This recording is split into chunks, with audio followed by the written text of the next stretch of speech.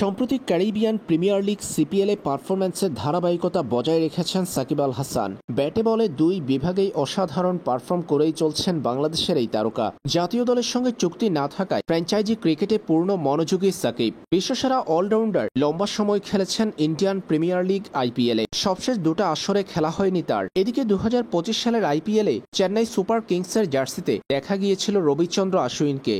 তবে হঠাৎই আইপিএল থেকে নিজের নাম প্রত্যাহার করেছেন রবিচন্দ্র আশ্বিন। অবসরের ঘোষণা দিয়েছেন আইপিএল থেকে।